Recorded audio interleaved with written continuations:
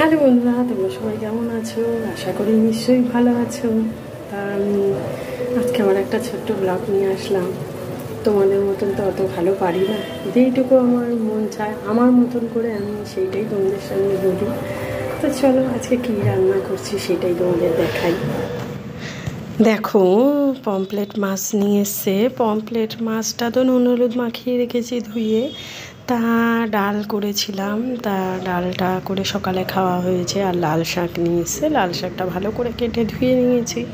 তাই এইদিকে তো কড়াইতে তেল বসিয়ে দিয়েছি। তেল বসিয়ে ভালো করে মাছটাকে ভেজে নেবো। তা মাছটাকে ভেজে নেবো, আজকে সর্ষে দিয়ে করব মাছটা। সর্ষে কাঁচা লঙ্কা একটু পেস্ট করে নিলাম। পেস্ট করে নিয়ে এইদিকে মাছগুলো ভেজে নিলাম। তা মাছগুলো ভাজার পর আর একটু তেল দিলাম, তেল দিয়ে একটু কালো জিরে দিয়ে দিলাম। অল্প একটু কালো জিরে দেওয়ার পর এর মধ্যে মাছটা মানে মশলাটা দিয়ে দিলাম, মানে সর্ষে বাটাটা আর কাঁচা লঙ্কা বেটে দিয়েছি। তার মধ্যেও একটু নুন হলুদ দিয়ে, এটা কিন্তু বেশিক্ষণ কষালে তিতো হয়ে যাবে, বেশিক্ষণ কষাতে হবে না। তা অল্প কিছুক্ষণ কষালাম, অল্প কিছুক্ষণ কষিয়ে নিলাম ভালো করে। তারপরে নুন দিলাম, নুনটা আন্দাজ মতন দিয়ে দিলাম। নুনটা আন্দাজ মতন দিলাম। অল্প একটু হলুদ দিলাম। হলুদ দেওয়ার পর তারপরে অল্প একটু কাঁচা লঙ্কা দিলাম। কাঁচা লঙ্কা পেস্ট করে দিয়েছি, তাও একটু চিড়ে কাঁচা লঙ্কা দিলে বেশ ভালো লাগে। তারপরে সামান্য জল, একদম বেশি জল না, একদম মাখা মাখা করে একটু তেলে ঠেলে, দেখেছো কত সুন্দর। একটু তেল না দিলে ভালো লাগে বলো? তা অল্প একটু জল দিলাম। জল দিয়ে একটু ফোটার পরে মাছগুলো দিয়ে দিলাম। বেশ ভালো লাগছিল দেখতেও, যেন মাছগুলো দিয়ে দিয়েছি, দেখতেও ভালো লাগছে। আর বেশ অল্প ঝোল রেখে তারপরে লাস্টে তো ধনে পাতা একটু কুচিয়ে ওর উপর দিয়ে দিলাম। সেন্টটাও ভালো হয়েছে, খেতেও ভালো লাগলো।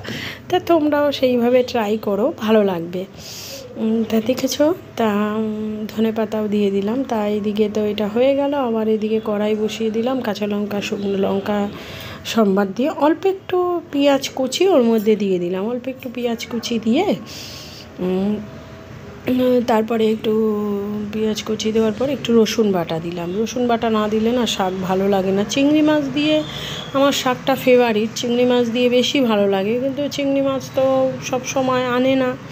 তো যাই হোক, রসুন বাটা দিয়ে করলেও খারাপ লাগে না। তা এদিকে দেখো শাকটা প্রায় মানে দিয়ে দিলাম। শাকটা একটু নুন হলুদ আন্দাজ মতন দিলাম। তা শাকটা বেশ ভাজা ভাজা করতে হয়, শাক করতে তো একটু টাইম লাগেই, একটু না ভাজা করলে ভালো লাগে। নুন হলুদ একটু কাঁচা লঙ্কা, বেশি কাঁচা লঙ্কা না, 2-1টা কাঁচা লঙ্কা দিলে একটু ঝাল ঢালে বেশ ভালো হয়।